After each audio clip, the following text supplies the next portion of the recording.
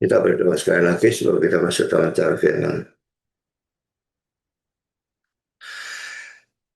Bapa di surga, terima kasih bahwa dalam kebaktian ini kami kembali mendapatkan kesempatan dan kebebasan untuk membaca, mendengar, mempelajari, merenungkan sebagian firman Tuhan. Dan kami sekali lagi mau Engkau hadir di sini di gereja maupun di tempat manapun ada jemaat yang mengikuti kebaktian ini melalui YouTube Live. Tuhan, kiranya Engkau memimpin acara firman ini dalam penyampaiannya maupun dalam penerimaannya, dan berikan namamu kekuatan, jasmani, pikiran, khususnya suara, berikan pengurapan, berikan kata-kata, berikan apapun yang dia butuhkan, biar seluruh firman disampaikan dengan baik, dengan benar, dan dengan sejelas-jelasnya. Lengkapi dan bungkus firman-Mu dengan kuasa pekerjaan Roh-Mu, supaya jangan semuanya keluaran kembali dengan sia-sia, tapi biar semuanya tertanam tumbuh berbuah dalam kehidupan kami untuk kemuliaan nama Tuhan. Dan tolong kami semua dalam mendengar, berikan kami kesegaran, berikan hati yang terbuka, konsentrasi yang baik dari awal sampai akhir, dan terang secukupnya supaya kami bisa mengerti. Dan setelah kami mengerti Tuhan, berikan kami ketundukan. Jangan biarkan kami sekedar menjadi pendengar dan mengerti firman, tapi jadikan kami pelaku dan penanggap firman, bahkan kalau boleh pemberita firman, supaya dengan demikian Engkau lebih dipermuliakan. Terima kasih Bapa, berfirman kami siap untuk mendengar. Dalam nama Yesus kami berdoa. Amin.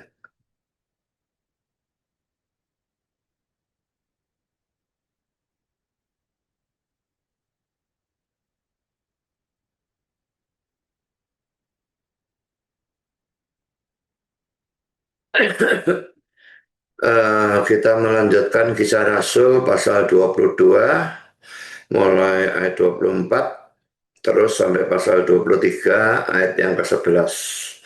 Jadi pembacanya saya pisah ya, Kisah Rasul 22-nya sendiri, dan Kisah Rasul 23-nya nanti sendiri ya. Kita baca yang Kisah Rasul 22, ayat 24 sampai dengan 30 lebih dulu. Karena itu kepala pasukan memberi perintah untuk membawa Paulus ke markas dan menyuruh memeriksa dan menyesah dia, supaya dapat diketahui apa sebabnya orang banyak itu berteriak-teriak sedemikian terhadap dia. Tetapi ketika Paulus ditelentangkan untuk disesah, berkatalah ia kepada perwira yang bertugas, "Bolehkah kamu menyesah seorang warga negara Rom, apalagi tanpa diadili?" Mendengar perkataan itu, perwira itu melaporkannya kepada kepala pasukan, katanya, "Apakah yang hendak engkau perbuat? Orang itu warga negara Rom." Maka datanglah kepala pasukan itu kepada Paulus dan berkata, "Katakanlah benarkah engkau warga negara Rom?" Jawab Paulus, "Benar." Lalu kata kepala pasukan itu, "Warga negara itu kubeli dengan harga yang mahal." Jawab Paulus, "Tapi aku mempunyai hak itu karena kelahiranku." Maka mereka harus menyesah dia segera mundur, dan kepala pasukan itu juga takut setelah ia tahu bahwa Paulus yang ia suruh ikat itu adalah orang Rom. Namun kepala pasukan itu ingin mengetahui dengan teliti apa yang dituduhkan orang-orang Yahudi kepada Paulus. Karena itu pada keesokan harinya, ia menyuruh mengambil Paulus dari penjara dan memerintahkan supaya imam-imam kepala dan seluruh mahkamah agama berkumpul. Lalu ia membawa Paulus dari markas dan menghadapkannya kepada mereka. Sekarang kita lanjutkan dengan Kisah Rasul 23 ayat 1-11. Sambil menatap anggota-anggota mahkamah agama, Paulus berkata, "Hai saudara-saudaraku, sampai pada hari ini aku tetap hidup dengan hati nurani yang murni di hadapan Allah." Tetapi Imam Besar Ananias menyuruh orang-orang yang berdiri dekat Paulus menampar mulut Paulus. Membalas itu, Paulus berkata kepadanya, "Allah akan melampar engkau, hai tembok yang dikapur putih-putih. Engkau duduk di sini untuk menghakimi aku menurut hukum Taurat. Namun engkau melanggar hukum Taurat oleh perintahmu untuk menampar aku." Dan orang-orang yang hadir di situ berkata, "Engkau berkata jahat tentang seorang pemimpin bangsamu." Dan karena ia tahu bahwa sebagian dari mereka itu termasuk golongan orang Saduki dan sebagian termasuk golongan orang Farisi, ia berseru dalam mahkamah agama itu, katanya, "Hai saudara-saudaraku, aku adalah orang Farisi, keturunan orang Farisi. Aku dihadapkan ke mahkamah ini karena aku mengharap akan kebangkitan orang mati." Ketika ia berkata demikian, timbullah perpecahan antara orang Farisi dan orang-orang Saduki, dan terbagi-bagilah orang banyak itu. Sebab orang-orang Saduki mengatakan bahwa tidak ada kebangkitan dan tidak ada malaikat atau roh, tetapi orang-orang Farisi mengakui kedua-duanya. Maka terjadilah keributan besar. Beberapa ahli Taurat dari golongan Farisi tampil ke depan dan membantah dengan keras, katanya, kami sama sekali tidak menemukan sesuatu yang salah pada orang ini. Barangkali ada roh atau malaikat yang telah berbicara kepadanya. Maka terjadilah perpecahan besar sehingga kepala pasukan takut kalau mereka akan mengoyak-ngoyak Paulus. Karena itu ia memerintahkan pasukan untuk turun ke bawah dan mengambil Paulus dari tengah-tengah mereka dan membawanya ke markas. Pada malam berikutnya Tuhan datang berdiri di sisinya dan berkata kepadanya, kuatkanlah hatimu, sebab bagaimana engkau dengan berani telah bersaksi tentang aku di Yerusalem, demikian juga hendaknya engkau pergi bersaksi di Roma.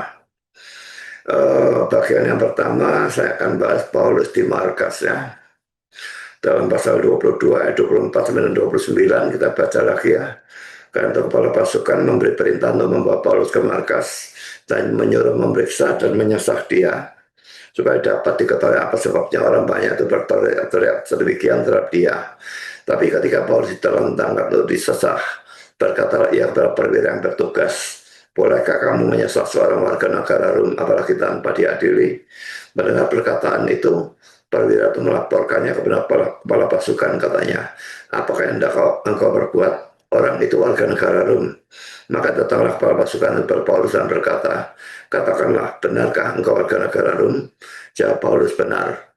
Lalu kata kepala pasukan itu, warga negara untuk beli dengan harga yang mahal. Jawab Paulus, tapi aku mempunyai hak itu karena kelahiranku.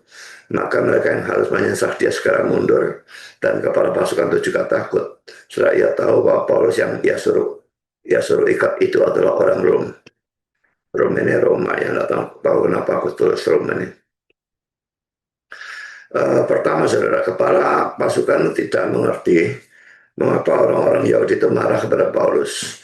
Ada dua kemungkinan mengapa dia itu tidak mengerti. Pertama, poin A, dia tidak mengerti bahasa Ibrani, sedangkan Paulus menggunakan bahasa Ibrani. Jadi saudara, kalau sudah saya jelaskan di bagian awal ya, kalau dikatakan Ibrani itu ya, bahasa Ibrani sebetulnya adalah bahasa Aram ya. Jadi itu nanti saya bisa lihat di depan saya atau di bagian mana saya sudah pernah jelaskan itu. Jadi kalau disebutkan bahasa Ibrani sebetulnya bahasa Aram, karena bahasa Ibrani saat ini sudah tidak ada digunakan sebagai bahasa pembicaraan, dan sejak pulang dari pembuangan orang-orang berubah bahasa dari Ibrani menjadi Aram. Ya, jadi bahasa Ibrani di sini sebetulnya Aram ya. Kisah Rasul 22 ayat 2, ketika orang banyak itu mendengar ia berbicara dalam bahasa Ibrani, makin tenanglah mereka. Ia berkata, nggak usah dilanjutkan kata-katanya. Sekarang poin B, dia mengerti bahasa Ibrani, tetapi dia tidak mengerti latar belakang bangsa Yahudi yang begitu sombong atau bangga tentang keberadaan mereka sebagai bangsa pilihan Allah. Dan karena itu ia tidak mengerti mengapa kata-kata Paulus dalam pasal 22 ayat 17-21 menyebabkan mereka marah. Saya bacakan ini kisah 22 17-21. Sesudah itu aku kembali di Yerusalem, dan ketika aku sedang berdoa di dalam bait Allah, rohku diliputi oleh kuasa ilahi. Aku melihat dia yang berkata kepadaku, lekaslah, segeralah tinggalkan Yerusalem, sebab mereka tidak akan menerima kesaksianmu tentang aku. Jawabku, Tuhan, mereka tahu bahwa akulah yang pergi dari rumah ibadat yang satu ke rumah ibadat yang lain, dan yang memasukkan mereka yang percaya kepadamu ke dalam penjara dan menyesat mereka. Dan ketika darah Stefanus saksimu itu ditumpahkan, aku ada di situ dan menyetujui perbuatan itu, dan aku menjaga pakaian mereka yang membunuhnya. Tetapi kata Tuhan kepadaku, pergilah, sebab aku akan mengutus engkau jauh dari sini kepada bangsa-bangsa lain. Yang kedua, saudara, kepala pasukan itu menyuruh menyiksa Paulus untuk mencari tahu tentang hal itu. Pasal 22 ayat 24. Karena itu kepala pasukan memberi perintah untuk membawa Paulus ke markas dan menyuruh memeriksa dan menyesah dia, supaya dapat diketahui apa sebabnya orang banyak itu berteriak-teriak demikian terhadap dia. Kata memeriksa dalam bahasa Yunani adalah anatesestai, Dan kata ini biasanya digunakan untuk menunjuk pada pemeriksaan terhadap logam, di mana logamnya itu diperiksa atau dites dengan menggunakan api. Jadi ini menunjukkan pemeriksaan yang disertai siksaan supaya orang yang diperiksa itu mengaku. Sekarang poin yang ketiga, pada waktu mau disesah, Paulus mengatakan bahwa dia adalah warga negara Roma, sehingga ia tidak jadi disesah. Pasal 22, 24 sampai 29. Pada waktu itu memang ada hukum Romawi ya, yang melarang untuk mencambuki warga negara Romawi, dan pelanggaran terhadap hukum ini sanksinya adalah hukuman mati. Ya, jadi orang Romawi tidak boleh disalib, orang Romawi tidak boleh dicambuki. Jadi itu kalau orang non Romawi bisa disalib seperti Yesus bisa salib juga, maka itu karena Paulus ini warga negara Romawi, dia tidak mati disalib ya, dia matinya dipenggal. Dan pelanggaran terhadap hukum ini sanksinya adalah hukuman mati. Saya mengutip kata-kata seorang bernama Cicero, mengikat atau membelenggu seorang warga negara Roma adalah suatu kelakuan buruk. Memukulinya adalah suatu kejahatan. Membunuhnya hampir sama buruknya dengan membunuh ayahnya sendiri. Tapi saya tidak ngerti kenapa nanti Paulus bisa dibunuh. Sebetulnya itu mesti ditanyakan juga ya. Tetapi kepala pasukan itu tetap ingin menyelidiki tuduhan orang-orang Yahudi terhadap Paulus. Dan karena itu ia menghadapkan Paulus ke hadapan mahkamah agama Yahudi, pasal 22 ayat yang ke-30. Namun kepala pasukan itu ingin mengetahui dengan teliti apa yang dituduhkan orang-orang Yahudi kepada Paulus. Karena itu pada keesokan harinya, ia menyuruh mengambil Paulus dari penjara dan memerintahkan supaya imam-imam kepala dan seluruh mahkamah agama berkumpul. Lalu ia membawa Paulus dari markas dan menghadapkannya kepada mereka. Jadi sekarang kita masuk pada poin yang kedua. Paulus di hadapan mahkamah agama, pasal 23 1 10. Poin A kita membahas dulu pasal 23 1 5. Poin pertama, hidup dengan hati nurani yang murni di hadapan Allah, pasal 23 ayat 1. Saya bacakan seluruhnya ya, pasal ayat 1-nya ya. Sambil menatap anggota-anggota mahkamah agama, Paulus berkata, hai saudara-saudaraku, sampai pada hari ini aku tetap hidup dengan hati nurani yang murni di hadapan Allah.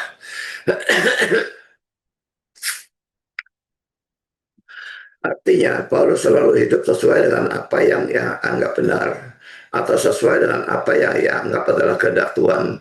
Hal seperti ini sebetulnya juga harus ada dalam diri setiap orang Kristen. Apa saudara hidup seperti itu? Tetapi kalau hal itu tidak disertai dengan pengetahuan yang benar tentang kebenaran untuk kehendak Allah, maka itu justru akan menyebabkan kita melakukan hal-hal yang jahat. Bandingkan Yohanes 16 ayat yang kedua, kamu akan dikucilkan, bahkan akan datang saatnya. Maksudnya orang-orang ini yang maunya bertindak baik, tetapi karena pengetahuan yang salah, mereka justru bertindak jahat. Bahkan akan datang saatnya bahwa setiap orang yang membunuh kamu akan menyangka bahwa ia berbuat bakti bagi Allah. Nah, itu karena mereka salah mengerti firman Tuhan.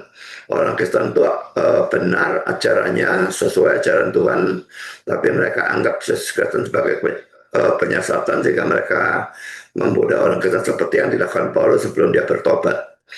Karena itu saudara, belajarlah firman Tuhan dengan rajin, dengan tekun. Rajin itu gampang ya, kalau cuma 3 bulan atau 6 bulan.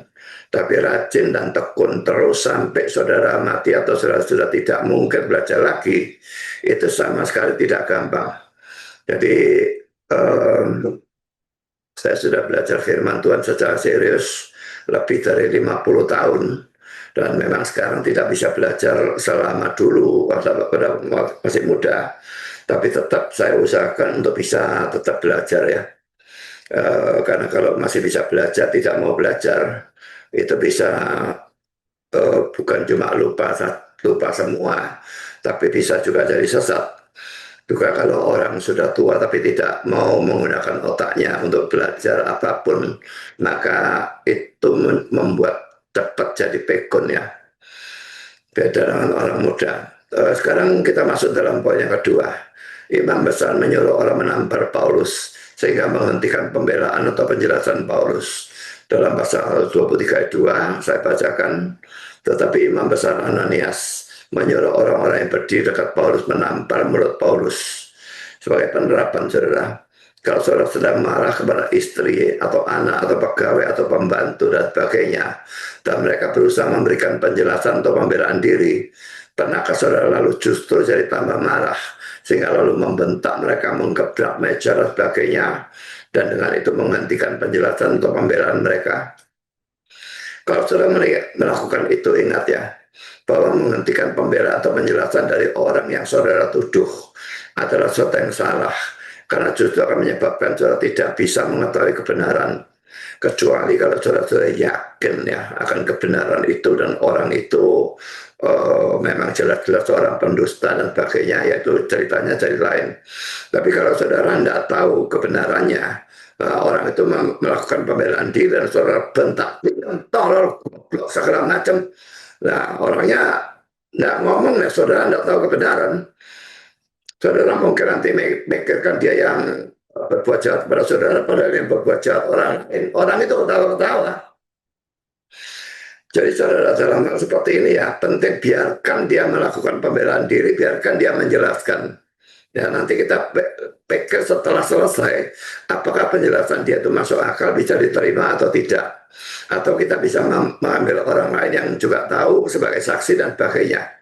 Tapi yang penting kita harus melanjutkan itu sampai kita mengetahui kebenaran. Ya, itu sesuatu yang sangat penting. Sekarang kita masuk dalam poin yang ketiga. Pasal 23 ayat 3, membalas itu, Paulus berkata kepadanya, Allah akan menampar engkau tembok yang dikapur putih-putih. Engkau duduk di sini untuk menghakimi aku menurut hukum Taurat. Namun engkau melanggar hukum Taurat oleh perintahmu untuk menampar aku. Di sini ada kata-kata membalas itu ya. Nah, poin A ini membalas itu salah terjemahan yang tidak tahu dari mana munculnya kata ini ya. Laki-laki ini kesalahan yang sama sekali tidak perlu. Dalam NIV dan NASB dikatakan, then Paul said to him. Maka Paulus berkata kepadanya. Kok bisa jadi membalas dari mana? Saya tidak habis pikir ya. Pasal 23 ayat 3, coba kita lihat bahasa Inggris yang lain ya.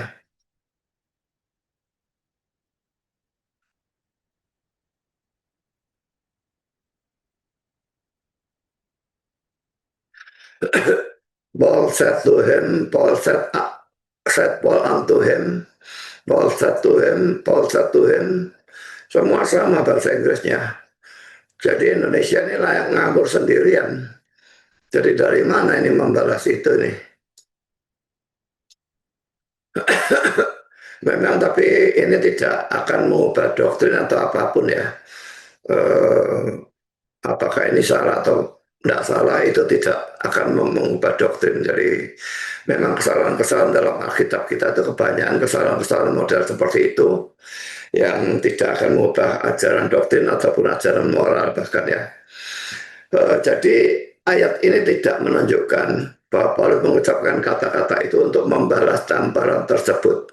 Paulus cuma menjawab yang berkata kepada dia.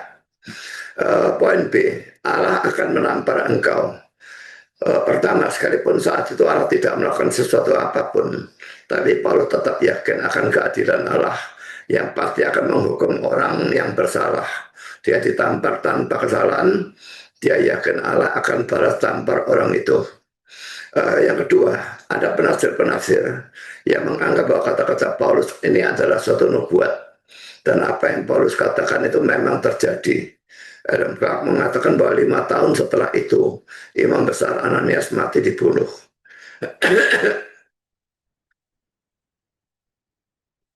Jadi itu sudah banyak terjadi ya. Orang seberang yang ngentutin Alkitab, yang menghujat, yang apa, yang dihajar oleh Allah, bahkan dibikin mati. Nah ya, karena itu sesuatu yang kita harus waspadai ya. Jangan membuat Alkitab sebagai permainan, jangan membuat Allah sebagai permainan, dan juga di sini hamba Tuhan ditampar tanpa ada kesalahan. Jangan membuat main orang hamba Tuhan yang betul-betul hamba Tuhan, karena melakukan itu kepada seorang hamba Tuhan sama dengan makan itu kepada Tuhan sendiri. Kecuali kalau dia salah, itu pun kita tetap mesti menegur, tapi bukannya menampar atau bagaimana. Sekarang poin C, saudara, tembok yang dikapur putih-putih. Ini kelihatannya diambil dari kata-kata Yesus tentang orang Farisi dan ahli Taurat dalam Matius 27 ayat 23 ayat 27. Dan ini kata-kata ini lebih keras lagi, kata-kata Yesus lebih keras lagi dari kata-kata Paulus ini. Karena Yesus mengatakan bahwa mereka seperti kuburan yang dilabur putih. Ya, kalau Paulus berkata tembok yang dikapur putih-putih, tapi Yesus mengatakan kuburan yang dilabur putih. Luarnya kelihatan bagus, dalamnya penuh dengan tulang yang membusuk. Coba kita lihat kata-kata Yesus ini ya. Matius 23 ayat 27. Celakalah kamu hai ahli-ahli Taurat dan orang-orang Farisi, hai kamu orang-orang munafik, sebab kamu sama seperti kuburan yang dilabur putih. Nah, saya berikan garis bawah saja ya. Yang sebelah luarnya memang bersih tampaknya, tetapi yang sebelah dalamnya penuh tulang belulang dan berbagai jenis kotoran. Ya, tetapi arti dari kedua kata-kata ini, baik kata-kata Yesus maupun kata-kata Paulus, itu sebetulnya sama, yaitu menunjukkan bahwa mereka adalah orang yang munafik, yang selalu berusaha supaya diri mereka kelihatan bagus dari luarnya, padahal di dalamnya penuh dengan kebusukan, iri hati, kedengkian, kebencian, dan sebagainya. Saudara, jangan hanya berusaha supaya diri saudara kelihatan bagus dari luar, tapi berusaha untuk bisa bagus dari luar dan dari dalam. Orang memang mungkin tidak akan tahu kalau saudara kelihatan bagus dari luar bahwa dalamnya itu busuk. Tapi yang di atas itu tidak bisa saudara bohongi. Dia tahu segala sesuatu. Dia maha tahu, dia bisa melihat hati saudara yang terdalam. Dan apapun yang bagus dari luar itu tidak ada harganya. Karena dia lebih melihat hati daripada memperhatikan apa yang ada di luar. Jadi kalau selama ini saudara adalah orang yang munafik dan tidak bersikap apa adanya, dari luar kelihatannya baik, ya, tapi di dalamnya benci dan maki-maki, nanti di belakang orang itu fitnah orang itu dan sebagainya. Banyak orang yang mengaku Kristen tetapi melakukan hal-hal seperti itu. Bertobatlah sebelum saudara dihajar oleh Tuhan habis-habisan. Sekarang poin di kata-kata Paulus dalam pasal 23 3b itu memang benar. Dengan menyuruh orang untuk menampar Paulus yang sedang memberikan pembelaan, maka Imam Besar Ananias itu memang melanggar hukum Taurat. Seperti dalam Ulangan 16 ayat 18 sampai 20 dan juga Ulangan pasal 17 ayat 4 dan sebagainya. Saya bacakan dua teks ini ya. Ulangan 16 ayat 18 sampai dengan 20. Hakim-hakim dan petugas-petugas haruslah kau angkat di segala tempat yang diberikan Tuhan Allahmu kepadamu menurut suku-sukumu. Mereka harus menghakimi bangsa itu dengan pengadilan yang adil. Janganlah memutarbalikkan keadilan, janganlah memandang bulu, dan janganlah menerima suap. Sebab suap membuat buta mata orang-orang bijaksana dan memutarbalikkan perkataan orang-orang yang benar. Semata-mata keadilan, itulah yang harus kau kejar, supaya engkau hidup dan memiliki negeri yang diberikan diberikan kepadamu oleh Tuhan Allahmu. Jadi saudara harus bertindak adil. Nah, Paulus tidak salah ditampar itu apa adil? Itu sudah sama sekali tidak adil. Apalagi dia sedang memberikan pembelaan diri. Sekarang Ulangan 17 ayat 4. Dan apabila hal itu diberitahukan atau terdengar kepadamu, maka engkau harus memeriksanya baik-baik. Ya, bukan ditampar, tapi diperiksa baik-baik. Jikalau ternyata benar dan sudah pasti bahwa kekejian itu dilakukan di antara orang Israel dan terusnya, baru orangnya dihukumnya. Kalau sudah pasti. Tapi bagaimana bisa pasti kalau orang memberikan pembelaan lalu ditampar? Jadi Ananias ini sedang mengadili berdasarkan Taurat, tetapi dia sendiri melanggar Taurat pada saat itu. Dan ini sikap yang laki-laki tidak konsekuen. Saudara sebagai penerapan, apakah saudara sering bersikap tidak konsekuen? Misalnya saudara memberikan peraturan di rumah atau kantor saudara, tapi saudara sendiri tidak mempedulikan peraturan itu. Kalau kita lihat ya, polisi itu sangat banyak ya, polisi yang bertindak tidak konsekuen itu sangat banyak. Orang naik sepeda motor atau naik mobil melanggar rambu lalu lintas, ditangkap, ditilang. Tapi coba perhatikan mereka sendiri naik sepeda motor. Mereka ngawur jalan saya nanya sendiri tidak apa-apa. Dan itu saya tidak sekali dua kali melihat. Banyak kali melihat. Mentang-mentang mereka yang punya hak menangkap dan menilang, mereka sendiri tidak bisa ditilang. Tapi yang seperti itu seharusnya ya kalau negara diberes, mestinya bisa di video laporkan ke atasan dan di atas mesti pecat orang model seperti itu. Jadi saudara kita, apalagi kita sebagai orang Kristen harus bersikap secara konsekuen. Ya jadi kalau melarang orang untuk melakukan sesuatu, maka saudara juga jangan berbuat demikian ya. Ya lain juga kalau lain ceritanya kalau saudara itu bos di suatu perusahaan, ya larangan saudara kan berlaku untuk pegawai saudara, tidak berlaku untuk saudara. Saudara membuat hukumnya kan di dalam di dalam perusahaan itu ya. Tetapi kalau dengan teman atau dengan keluarga, larangan itu mesti berlaku untuk semua. Sekarang selanjutnya saudara, poin 4. Kisah Rasul 23:4 dan orang-orang yang hadir di situ berkata, engkau mengejek imam besar Allah. Ini suatu pertanyaan ya, tanya itu ya. Ini adalah kecaman yang salah karena tidak fair atau tidak adil lagi. Mengapa mereka tidak mengecam imam besar Ananias yang menyuruh orang untuk menampar Paulus, sedangkan Paulus tidak punya kesalahan apapun? Karena Paulus mengatakan kata-kata keras itu, dikatakan engkau mengejek imam besar Allah. Paulusnya bahkan ditegur dengan pertanyaan. Jadi saudara, kalau si A memukul si B dan si B lalu membalas, memang si B membalas kalau si B itu Kristen dia tuh tetap salah juga. Tapi si A-nya kan salah duluan kan. Maka adalah tidak adil kalau kita hanya menegur si B, kecuali kalau kita tidak kenal si A. Tapi kalau kita sekalipun kita tidak kenal, tapi kalau kita melihat ya si A mukul dulu lalu si B balas, kita nggak bisa negur si B tanpa menegur si A. Wah, dia yang mukul duluan. Tapi hal yang seperti ini sering terjadi ya. Kalau orang tua melakukan hal yang salah pada orang muda, dan orang muda itu lalu memberikan reaksi yang terlalu keras, maka kita seringkali hanya menegur orang mudanya, jangan kurang ajar sama orang tua. Nah, padahal orang tuanya ya juga tidak beres. Tidak bisa orang tuanya dibiarkan. Jadi orang tua atau bukan orang tua, kalau dia memang kurang ajar ya harus ditegur dua-duanya ya. Juga kalau pendeta atau majelis melakukan hal yang salah sehingga jemaat menyerangnya, maka seringkali kita menegur jemaatnya, tetapi membiarkan kesalahan dari pendeta atau majelis itu. Apalagi kalau orang kaya sama orang miskin, kita takut sama orang kaya itu. Dan juga di sini kita takut sama pendeta atau majelis itu. Tapi kalau sama jemaat sama orang miskin tidak takut, tegur aja. Nah, laki-laki ini sesuatu yang tidak konsekuen, sikap yang tidak fair, tidak adil. Jadi orang Kristen harus bersikap adil.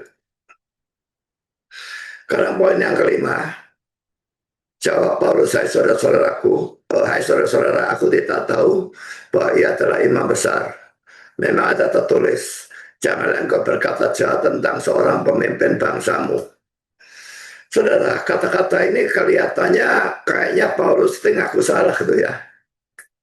Tapi apakah benar demikian? Saya dulu sebelum mempelajari melalui buku tafsiran, saya heran kenapa dia ngaku salah. Tapi saudara, ternyata arti dari ayat ini sama sekali bukan seperti itu ya. Nah, apa artinya kata-kata Paulus ini? Ada yang menafsirkan kata-kata Paulus ini secara hurufiah atau apa adanya, yaitu Paulus betul-betul minta maaf atas sikap kerasnya terhadap imam besar, karena tadinya dia tidak tahu bahwa itu adalah imam besar. Bahkan dalam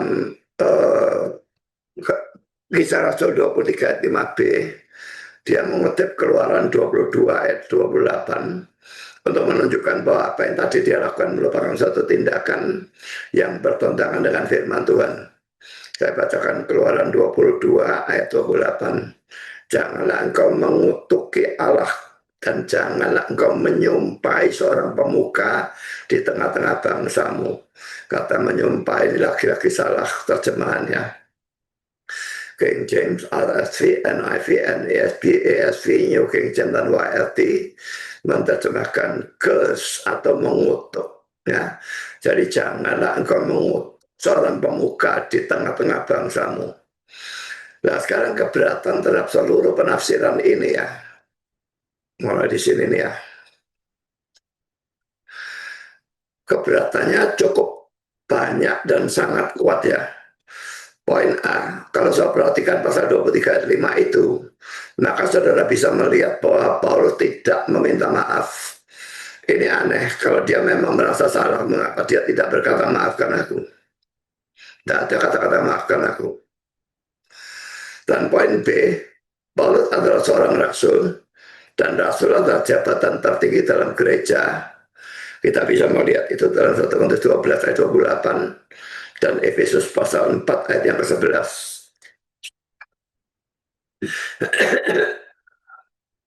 1 Korintus 12 ayat 28, dan Allah telah menetapkan beberapa orang dalam jemaat. Ya, pertama sebagai rasul, ini jabatan tertinggi. Kedua sebagai nabi. Ketiga sebagai pengajar. Selanjutnya mereka yang mendapat karunia untuk mengadakan mujizat, untuk menyembuhkan, untuk melayani, untuk memimpin, dan untuk berkata-kata dalam bahasa roh. Jadi pertama sebagai rasul ini jabatan tertinggi, saudara ya. Lalu juga dalam Efesus 4 ayat ke-11, dan ialah yang memberikan baik rasul-rasul maupun nabi-nabi, baik pemberita-pemberita Injil maupun gembala-gembala dan pengajar-pengajar. Ya, jadi 5 jabatan di dalam gereja: rasul, nabi, pemberita Injil, gembala, dan pengajar. 3 yang pertama sekarang sudah tidak ada. Tapi saudara, tadinya rasul ini adalah jabatan yang tertinggi. Jadi saudara, apapun kedudukan Ananias, Paulus tetap lebih tinggi. Lalu mengapa Paulus menyesal? Karena dia telah menghadik bawahannya yang berbuat salah. Ini kan tidak masuk akal. Poin D, tidak mungkin Paulus tidak tahu bahwa Ananias adalah imam besar. Ya, jadi dia mengatakan kan dia tahu, tadinya tidak tahu itu imam besar. Nggak mungkin dia tidak tahu imam besar ya. Paulus sendiri dulunya adalah seorang aktivis dalam Yudaisme, dan telah menjadi Kristen pun dia sangat terbeban untuk menyelamatkan orang-orang yang menganut Yudaisme. Jadi tidak mungkin dia tidak mengikuti perkembangan Yudaisme sehingga tidak tahu siapa imam besarnya. Itu mustahil sama sekali. Lalu poin E, juga dalam pasal 21 ayat 26-27, dia sudah pergi ke bait Allah.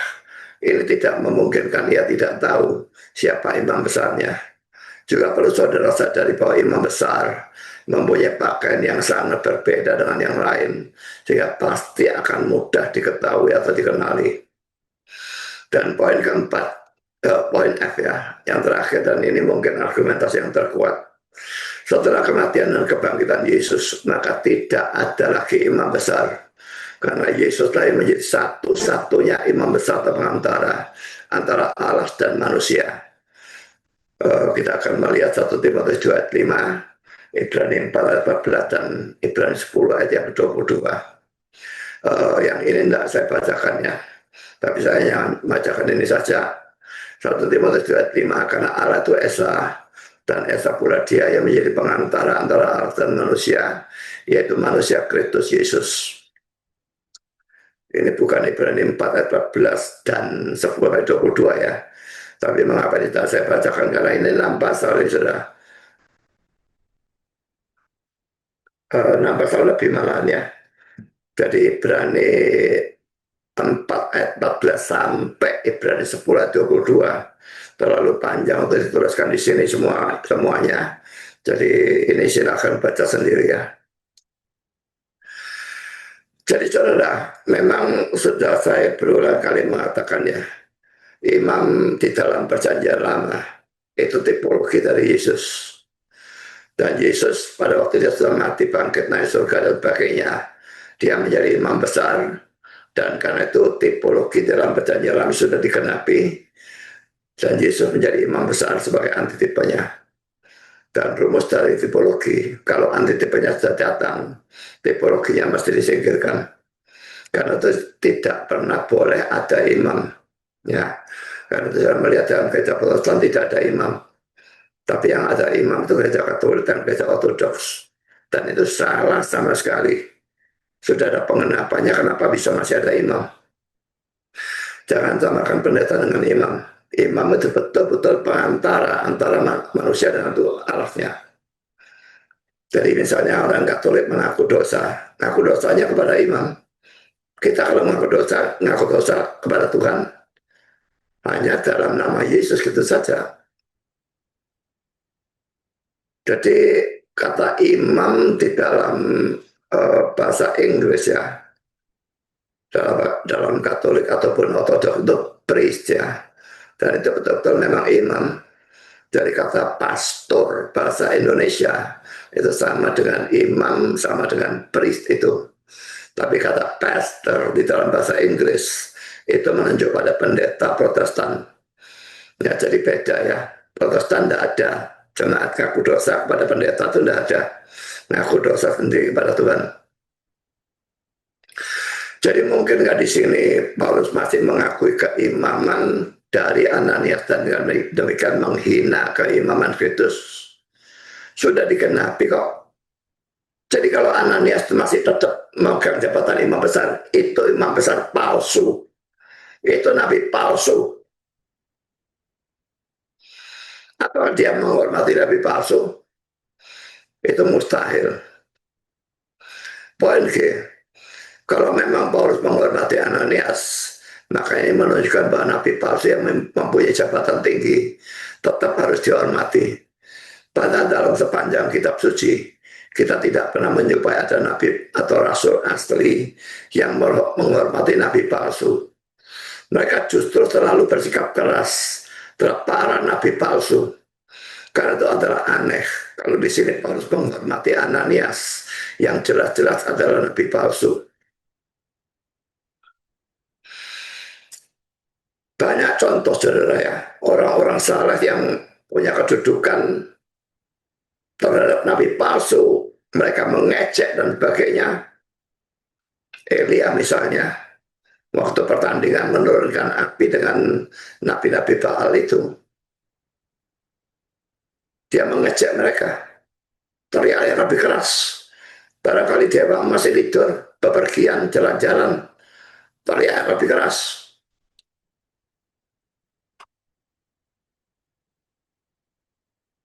Juga kita melihat bahwa Yesus, Paulus, rasul-rasul, kalau sudah menghadapi nabi palsu, itu mereka bertindak sangat-sangat keras. Sebagai contoh saudara, Galatia 1 ayat 6 sampai dengan ayat 9, ini diucapkan oleh Paulus ya. Aku heran bahwa kamu begitu lekat berpaling daripada dia yang oleh kasih karunia Kristus telah memanggil kamu dan mengikuti suatu Injil lain yang sebenarnya bukan Injil. Hanya ada orang yang mengacaukan kamu dan yang bermaksud untuk memutarbalikkan Injil Kristus. Tetapi sekalipun kami atau seorang malaikat dari sorga yang memberitakan kepada kamu suatu Injil yang berbeda dengan Injil yang telah kami beritakan kepadamu, terkutuklah dia. Seperti yang telah kami katakan dahulu, sekarang katakan sekali lagi. Jikalau ada orang yang memberitakan kepadamu suatu Injil yang berbeda dengan apa yang telah kamu terima, terkutuklah dia.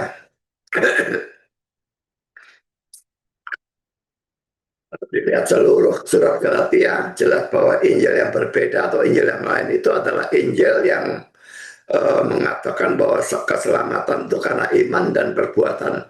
Itu Injil yang Katolik, itu Injil yang Ortodoks. Dan banyak orang-orang Kristen yang kacau balau, Protestan pun ada yang seperti itu ya. Tapi yang jelas Katolik dan Ortodoks itu seluruh dari mereka itu tidak ada dari mereka yang percaya sola fide ya. Mereka percaya iman dan perbuatan. Dan itu yang dikutuk oleh Paulus. Gereja Katolik, gereja Ortodoks menganatema gereja Protestan. Tapi Paulus menganatema mereka. Kuat mana anatemanya Paulus dan anatema mereka terhadap kita. Kita tidak perlu pusingkan anatema mereka. Tidak akan memban terhadap kita. Lalu kita lihat 2 Yohanes 9 ayat 11. Ayat 9 dan 11 ya. Setiap orang yang tidak tinggal di dalam ajaran Kristus, tapi yang melangkah keluar dari situ tidak memiliki Allah. Barang siapa tinggal di dalam ajaran itu, yang memiliki Bapa maupun anak. Yang saya tekankan ayat 11 ya. Jikalau seorang datang kepada dan ia tidak membawa ajaran ini, janganlah kamu menerima dia di dalam rumahmu, dan janganlah memberikan salam kepadanya. Memberi salam tidak boleh, menerima dia di dalam rumahmu tidak boleh. Lalu ayat 11-nya bahkan memberikan ancaman, sebab barang siapa memberi salam kepadanya, ia mendapat bagian dalam perbuatannya yang jahat. Salam ini tentunya bukannya cuma hai, halo, selamat pagi, selamat sore, itu tidak ada masalah. Tapi salam yang bersifat rohani ya. Shalom, God bless you, Jesus bless you, dan sebagainya, itu tidak boleh diucapkan kepada orang yang tidak membawa ajaran yang benar. Seringkali saya melihat ya, orang panggil orang yang jelas-jelas sesat sebagai bro, saudara. Saya tidak mau panggil bro kepada orang yang saya tahu imannya atau pengertiannya sesat. Saya tidak akan panggil dia bro. Atau kalau perempuan sis, saudara juga saya tidak gunakan.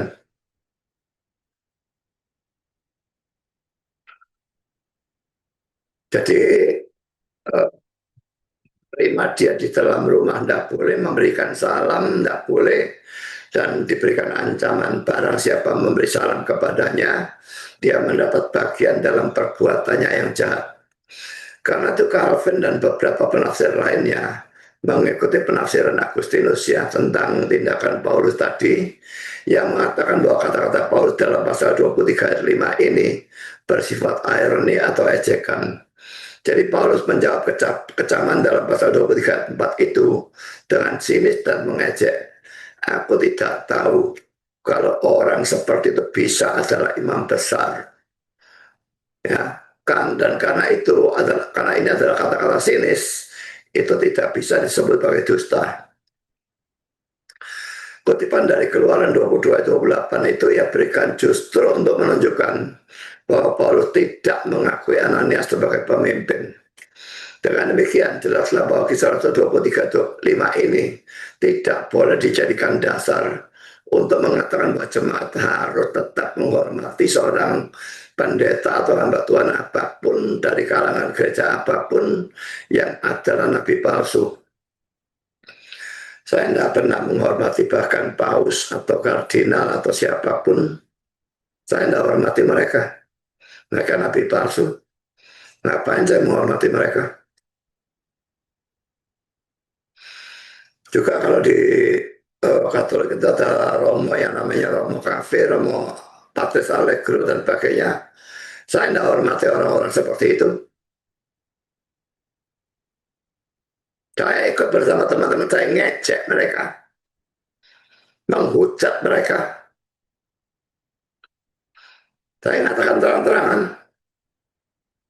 karena mereka nabi palsu dan saya tidak sudi untuk bahkan bersikap ramah terhadap mereka. Nabi palsu terlebih jahat dari seorang pembunuh. Pembunuh itu cuma membunuh tubuh, tapi nabi palsu membunuh jiwanya, masuk ke orang ke neraka. Jadi kalau ada di antara saudara yang menghormati nabi palsu, jangan pikir saudara orang yang kasih, saudara orang yang bebal, dan saudara tidak mengerti firman Tuhan.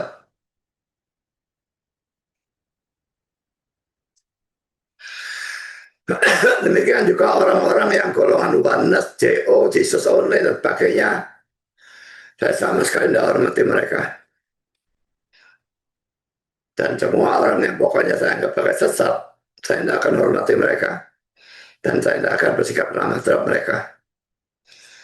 Tapi kita mesti bedakan ya, jemaatnya dan pendeta hamba Tuhannya. Hamba Tuhannya ini nabi palsu, tapi jemaatnya kan bukan. Dia disesatkan. Kalau jemaatnya ini tidak ada masalah sebetulnya ya.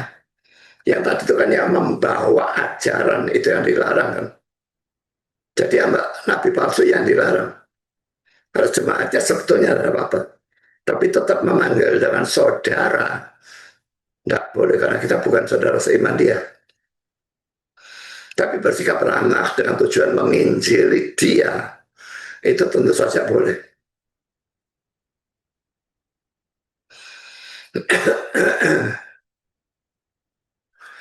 Ini kata-kata Calvin, jadi orang-orang yang setia pada saat ini atau orang Kristen, kata-kata faithful ini kadang-kadang untuk Inggris kuno itu faithful sebetulnya kan artinya setia ya. Tapi bisa diartikan the faithful ya orang yang percaya ya. Kalau saya berikan tanda kurung orang Kristen ya, bukan hanya boleh untuk membuang paus dari bahu mereka, tapi mereka harus melakukan hal itu. Mengingat bahwa mereka tidak bisa mentaati hukum-hukum paus kecuali mereka meninggalkan Allah. Karena ajaran sang paus ini sesat bertentangan dengan firman Tuhan. Kita mengikuti dia, kita menghormati dia. Tidak bisa tidak kita meninggalkan Allah. Jadi kita harus jelas tidak mentaati hukum-hukum paus ataupun gereja Katolik atau gereja Ortodoks yang bertentangan dengan kitab suci. Yang tidak bertentangan tidak masalah. Misalnya kalau Katolik tunggalnya itu benar, sekalipun boleh dikatakan hampir semua orang Katolik itu tidak ada yang bisa jelaskan tunggal. Mereka ngaku mereka yang punya tunggal, tapi tidak ada satupun yang jelaskan tunggal. Bahkan saya yakin romonya juga tidak jelaskan tunggal. Nah kalau khotbah di gereja mereka maksimum 8 menit. Lalu menjelaskan tunggalnya bagaimana? Butuh berapa lama menjelaskan tunggal kalau waktu kebaktian 8 menit? Berapa saja itu nanti sambung.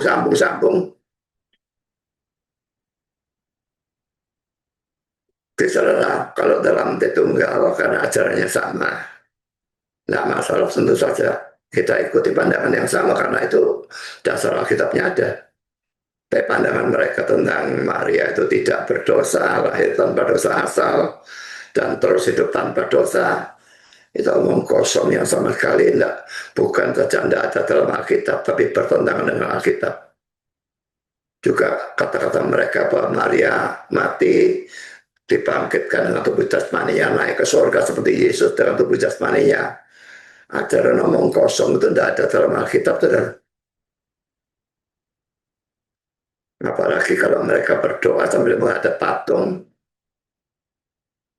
mencium patungnya dan sebagainya, itu bagi kita jelas adalah penyembahan berhala. Mereka boleh tidak mengakui bahwa itu bukan penyembahan berhala. Mereka mengakui memang, tapi jelas bagi kita itu adalah penyembahan berhala. Posturnya jelas sujud, bukan kepada Marianya, kepada Marianya saja dilarang karena dia bukan Allah. Tapi apalagi kepada patungnya, bagaimana mungkin itu bukan penyembahan berhala? Dan lucunya orang-orang Katolik jelas lebih mengutamakan Maria daripada Yesus. Di mana-mana ada gua Maria. Dan orang bersiarah ke sana. Di mana ada gua Yesus? Saya belum pernah tahu, dengar satu pun tidak pernah dengar. Jadi Maria ditekankan, diutamakan di atas Yesus. Ini menjadi Allah lain bagi mereka. Memang Maria itu ibu Yesus. Tapi ibu Yesus sebagai manusia. Yesus Allah dan manusia. Sebagai manusia dia anaknya Maria. Sebagai Allah, dia pencipta dari Maria. Dan sebagai Allah, Maria harus sujud menyembah dia.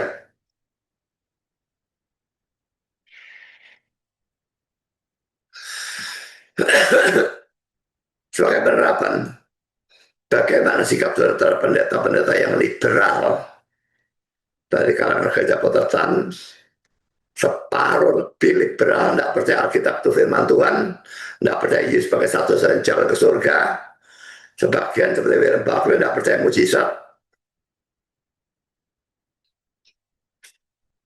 dan karena mereka tidak percaya sebagai satu jalan ke surga, jelas mereka tidak pernah memberitakan Injil dan bahkan mengajarkan bahwa kitab suci bukan firman Allah dan juga bahwa Yesus bukanlah satu-satunya jalan ke surga. Ingat bahwa mereka ini adalah antek-antek setan. Jangan menghormati mereka. 2 Yohanes 9 sampai 11 ini nanti kita baca ulang. Dan jangan takut untuk menentang mereka. Kita baca lagi ya. 2 Yohanes 9 sampai 11. Setiap orang yang tidak tinggal dalam ajaran Kristus, tapi yang melangkah keluar dari situ tidak memiliki Allah. Barang siapa tinggal di dalam ajaran itu yang memiliki bapak maupun anak. Jikalau seorang datang kepadamu dan dia tidak membawa ajaran ini, janganlah kamu menerima dia di dalam rumahmu, dan janganlah memberi salam kepadanya. Sebab barang siapa memberi salam kepadanya, ia mendapat bagian dalam perbuatannya yang jahat. Sudah sangat banyak orang-orang Kristen yang pergi ke gereja-gereja yang liberal, GKI, GKJW, GPIB, GEMIT, dan GEMIM. Itu mayoritas yang sangat besar itu liberal. Apa bahayanya soal pergi ke sana? Pertama, bahayanya soal tersesat pelajaran itu. Kalau bukan saudara, keluarga saudara, anak-anak saudara. Kalau pendetanya sesat, guru sekolah minggunya pasti sesat. Dan guru sekolah minggu itu mengajar anak-anak saudara.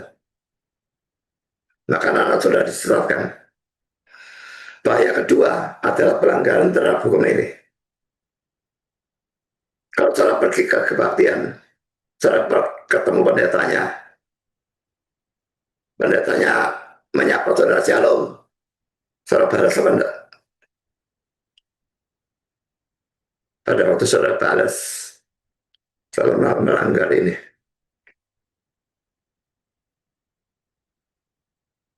Bagaimana mau tidak bersikap ramah ketemu pendeta itu tiap minggu, tiap saudara berbakti.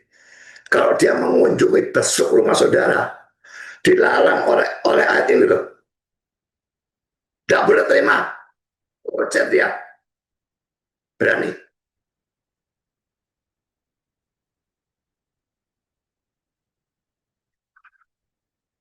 Saya sering menerima saksi Yehova. Memang mereka mengajar sesat. Tapi saya menerima dengan tujuan debat dengan mereka dan injili mereka. Nggak masalah kalau seperti itu. Di sini menerima di rumah ini yang dilarang ini, menerima secara baik-baik. Saya kalau terima saksi Yehova itu sudah debat sampai 5 jam itu pernah. Nggak tak kasih minum nama saya. Bukan saya pelit air. Saya tidak mau berbuat baik sama dia. Biar dia haus dan tidak bisa menjadi orang lain.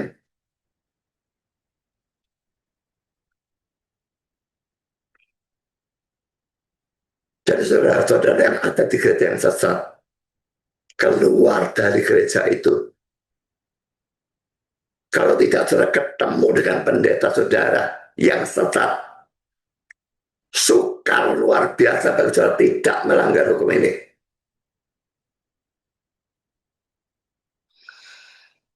Memang idealnya itu ya berbakti itu sebetulnya onsite ya.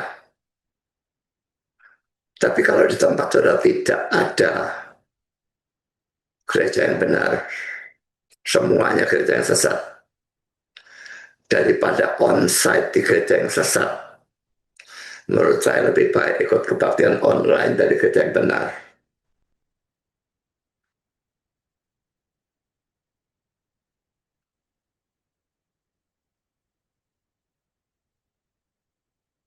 Saya lanjutkan poin B. Pasal 23, 6 ayat 10.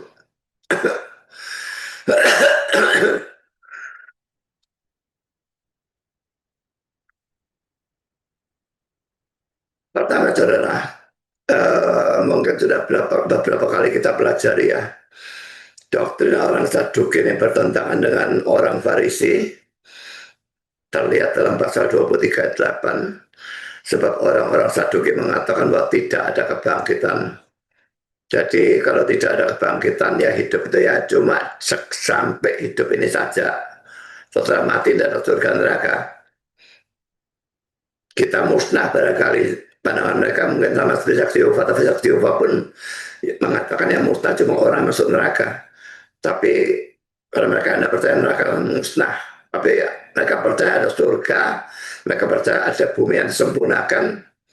Tapi orang Saduki tidak percaya apapun tentang kebangkitan. Orang percaya, orang tidak percaya, semua musnah. Dan mereka tidak percaya adanya malaikat atau roh. Nah ini yang paling konyol ya. Dua-duanya tentunya konyol. Nah, kalau ada roh, lalu mereka sendiri tidak punya roh. Tetapi orang-orang Farisi mengakui kedua-duanya.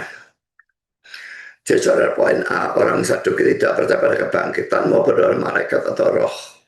Mereka percaya bahwa pahala maupun hukuman diterima manusia dalam hidup ini. Betul-betul ajaib bahwa orang-orang sesat seperti ini sesat luar biasa parah kan ya. Bisa menjadi anggota-anggota mahkamah agama. Dan imam-imam itu biasanya dari orang Saduki. Tetapi ini menunjukkan bahwa saudara tidak perlu terlalu heran. Kalau pada zaman ini ada pendeta, komisi teologi, sinode dari suatu gereja yang tadi dari orang-orang yang sesat.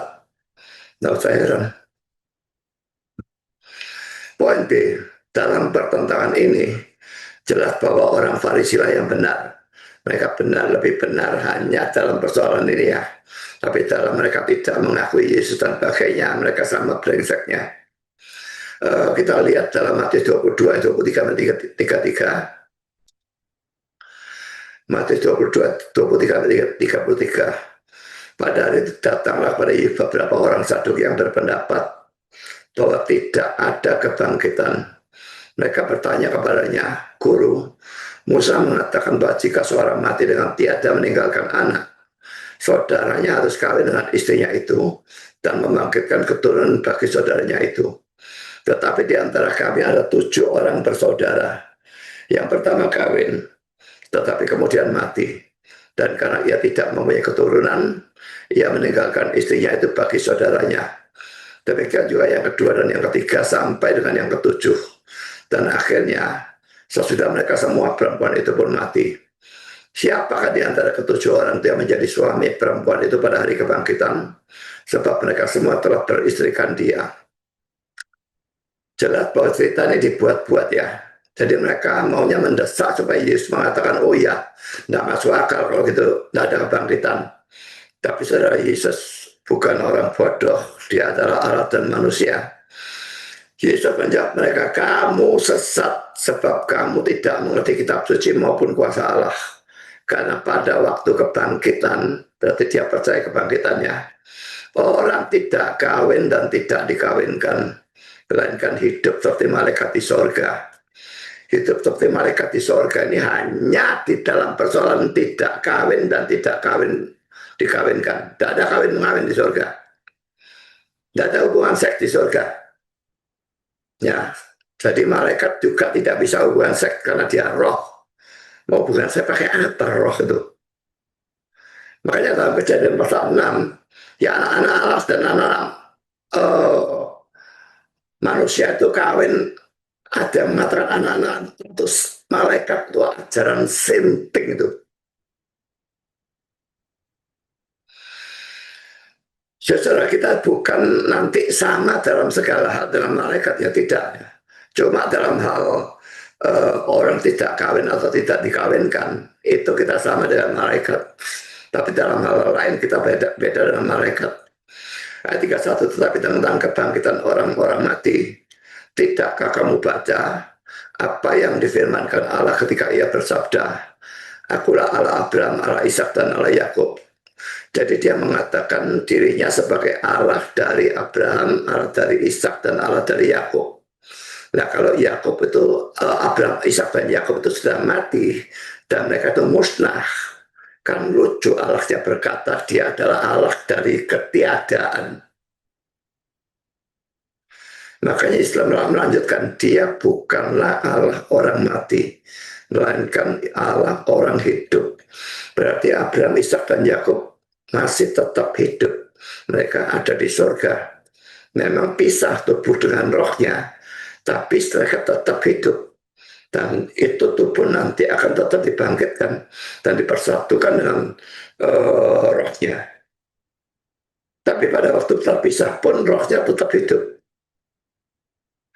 Orang banyak yang mendengar itu takjub akan pengajarannya. Ya. Tetapi mereka hanya benar secara intelektual dan mereka pun sebenarnya termasuk orang-orang sesat. Ini saya maksudkan orang-orang Farisi ya. Supaya ini jelas ya.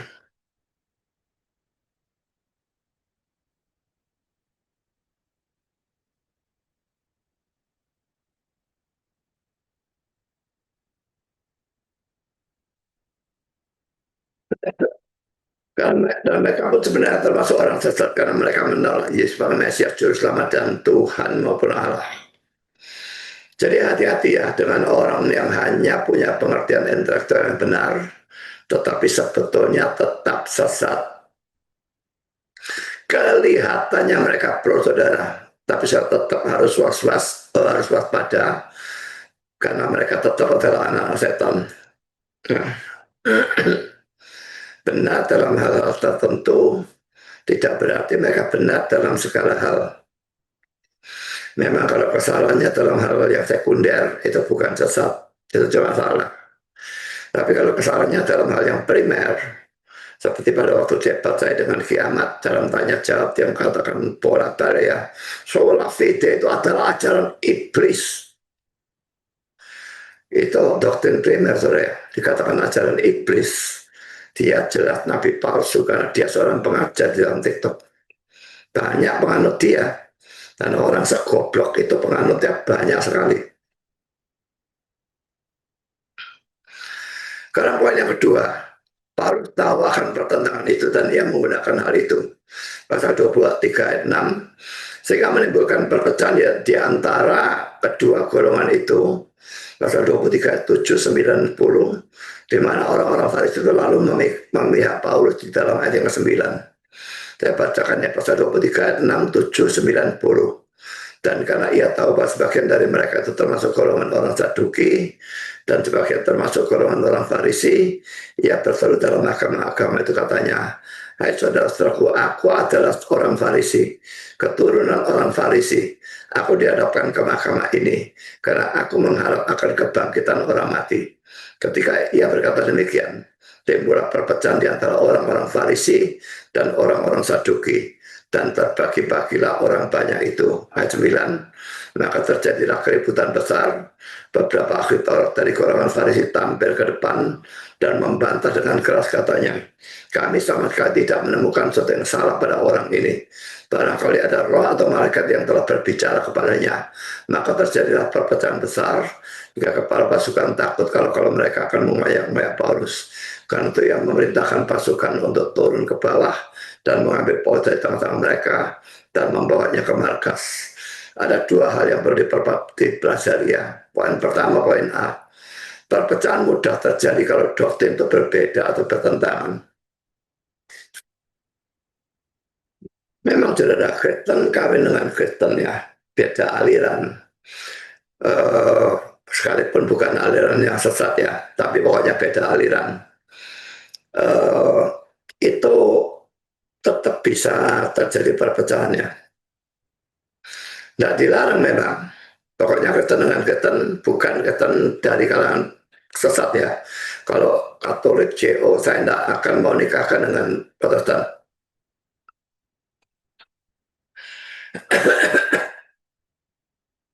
Tapi sekalipun pernikahan beda aliran itu diizinkan, adalah lebih baik kalau aliran itu disatukan dengan cara pada waktu masih pacaran itu pagi kedua gereja, yang laki gereja A, yang perempuan gereja B, pagi gereja A, sore gereja B, atau nonton videonya atau apapun lah. Dan lalu banding-bandingkan, dan kalau perlu tanyakan, ada ajaran seperti ini, tanyakan ke gereja yang mana. Gak usah sebut gerejanya, nanti ada domba ya. Ada ajaran ini, tanyakan ke pendeta sana. Sampai saya tahu, oh yang benar itu yang ini. Dan akhirnya disatukan. Itu jauh lebih baik, karena perbedaan doktrinal itu bisa mengadakan perpecahan sekalipun dua-duanya Kristen yang sungguh-sungguh. Karena itu untuk menghindari perpecahan, maka pertama kita harus mengusahakan kesatuan doktrin, dan ini hanya bisa tercapai kalau di dalam satu gereja, kalau mereka satu gereja ya, hanya ada satu pendeta yang mendominasi ajaran dalam gereja. Saudara, mayoritas gereja itu pendeta atau gembala sidangnya khotbah di gerejanya cuma seminggu sekali kan. Selebihnya pendeta-pendeta lain, mereka bukan saja keluar duit banyak untuk bayar pendeta-pendeta lain ini, tapi juga pendetanya sendiri bisa keluyuran cari duit.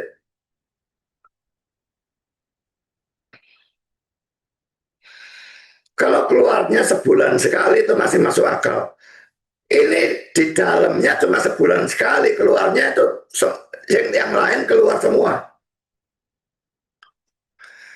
Nah kalau yang khotbah modelnya seperti ini, ganti-ganti apalagi alirannya dari bermacam-macam. Karena nyari pengkhotbah reform terus-terus kayak tidak gampang, saudara. Maka ya jemaatnya jadi teologi gado-gado. Akan berbeda-beda satu dengan yang lain. Satu mengikuti pendeta A, satu mengikuti pendeta B. Tapi kalau satu pendeta yang mendominasi ajaran dalam gereja seperti yang terjadi dalam gereja kita ini, dulu masih kadang-kadang ada Paulus Roy dia yang khotbah ya. Tapi setelah dia keluar, sekarang saya terus khotbah.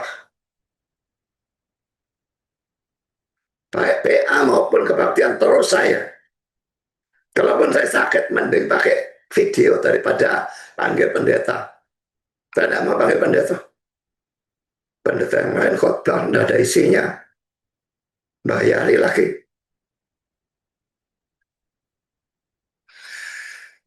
Secara tentu ini seharusnya adalah gembala sidang gereja itu. Gereja yang menggunakan banyak pengkhotbah secara bergilir pasti akan punya jemaat yang bukan saja teologinya akan menjadi gaduh-gaduh, tapi juga akan bertentangan atau berbeda satu dengan yang lain. Poin B, seluruh jemaat mengikuti kebaktian maupun pemahaman Alkitab dengan setia dan rajin. Orang yang tidak hadir dalam kebaktian atau PA akan mempunyai kekurangan dalam pengertian, dan ini tetap akan menimbulkan perbedaan atau pertentangan doktrin. Jadi kalaupun pendeta satu mendominasi, tapi kalau jemaatnya banyak yang datang kebaktian atau PA itu cuma kadang-kadang, ya doktrin mereka tidak terbentuk. Atau mereka yang sering keluyuran ke gereja-gereja lain, ya sama saja. Kan itu sudah rajinlah menghadiri baik kebaktian maupun pemahaman Alkitab. Sekarang saudara kita masuk dalam poin kedua, kita harus bisa membedakan antara perbedaan atau pertentangan yang bersifat prinsip atau dasari dan yang remeh atau sekunder.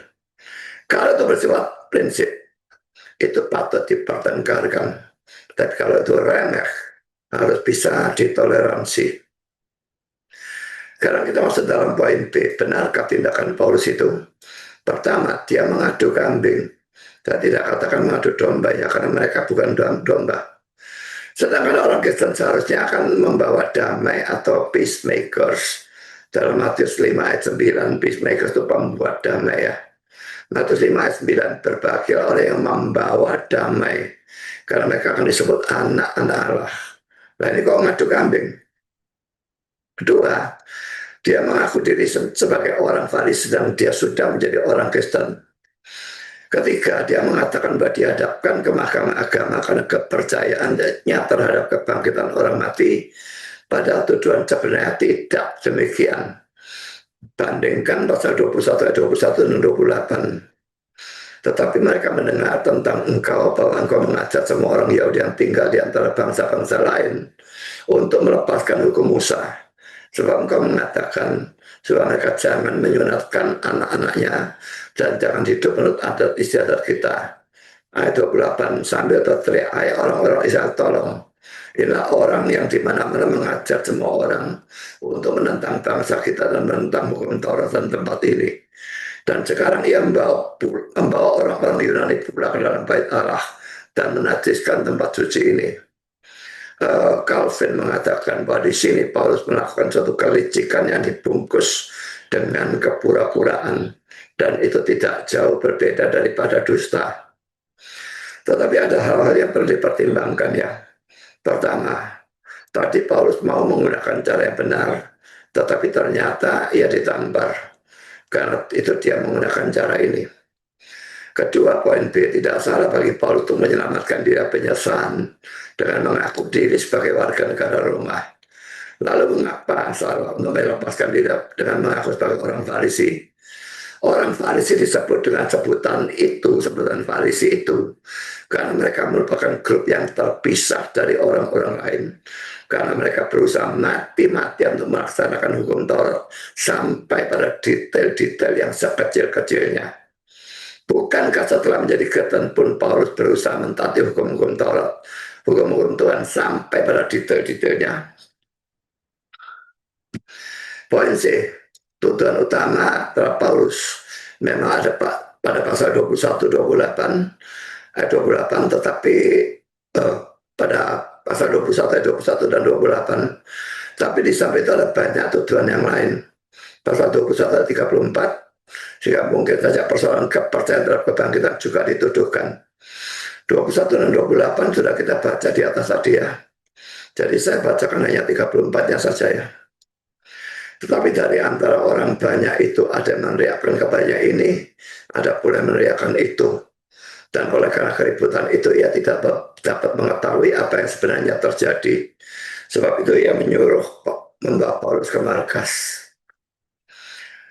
Jadi mungkin sekali kebangkitan itu memang juga dituduhkan ya. Karena poin yang ketiga, kepala pasukan lalu menyelamatkan Paulus dari kekacauan ini. Pasal 23 ayat 10. Maka terjadilah perpecahan besar hingga kepala pasukan takut kalau mereka akan mengayak Paulus. Karena itu mereka yang memerintahkan pasukan untuk turun ke bawah dan mengambil Paulus dari tengah-tengah mereka dan membawanya ke markas. Karena poin yang ketiga, Tuhan berfirman kepada Paulus dalam ayat 11 pasal 23, pada malam berikutnya Tuhan datang berdiri di sisinya dan berkata padanya, kuatkanlah hatimu. Sebab bagaimana engkau dengan berani telah bersaksi tentang aku di Yerusalem, demikian juga hendaknya engkau pergi bersaksi di Roma. Saudara, orang yang terus-menerus mengalami problem, kesukaran, dan penderitaan, bisa saja lalu kehilangan sukacita, semangat, dan bahkan merasa Tuhan tidak menyertainya. Mungkin sekali itulah yang dialami oleh Paulus saat itu, sehingga Tuhan lalu memberikan firman kepadanya untuk menguatkannya. Kata-kata kuatkanlah hatimu di sini menggunakan kata Yunani yang sama dengan yang digunakan di dalam Yohanes 16 ayat 33. Saya bacakan. Semuanya itu kukatakan kepadamu supaya kamu beroleh damai sejahtera di dalam aku. Dalam dunia kamu menderita penganiayaan, tetapi kuatkanlah hatimu. Ini kata yang sama digunakan. Aku telah mengalahkan dunia. Dalam pasal 21 ayat 11 ini Tuhan secara nyata menunjukkan bahwa dia tetap menyertai Paulus. Tetapi sebetulnya baik pada waktu ada di markas maupun pada waktu ada di hadapan mahkamah agama, sekalipun Tuhan tidak menampakkan diri atau berfirman kepada Paulus, jelas bahwa Tuhan tetap beserta dengan Paulus, karena Tuhanlah yang mengatur sehingga Paulus itu lolos. Dari semua ini bisa disimpulkan bahwa pada saat di mana penyertaan Tuhan itu tidak nyata, tidak terlihat secara jelas, atau sama sekali tidak terlihat, Tuhan tetap beserta dengan Paulus. Kalau saudara ada anak Tuhan yang sungguh-sungguh, apalagi kalau saudara hamba Tuhan yang sungguh-sungguh, pikirkan hal ini ya. Kadang-kadang penyertaan Tuhan itu terasa sekali. Kadang-kadang tidak terasa apa-apa sama sekali, bahkan terasa Allah meninggalkan kita. Tapi jangan percaya bisikan iblis, kamu tidak digubris sama Tuhan. Tuhan tetap beserta. Dia kelihatannya menyebutkan diri mungkin untuk menguji kita, tapi dia tidak mungkin betul-betul meninggalkan kita. Jadi saudara, hal ini bukan hanya berlaku untuk Paulus, tapi juga berlaku untuk kita. Bukan hanya berlaku untuk pendeta atau rasul, tapi juga berlaku untuk jemaat awam yang sungguh-sungguh di dalam Kristus. Kalau baik dalam keadaan di mana penyertaan Tuhan itu tampak jelas atau tidak tampak sama sekali, percayalah bahwa Tuhan tetap menyertai dan melindungi saudara. Sampai di sini pembahasan firman Tuhan. Kiranya Tuhan memberkati saudara. Amin.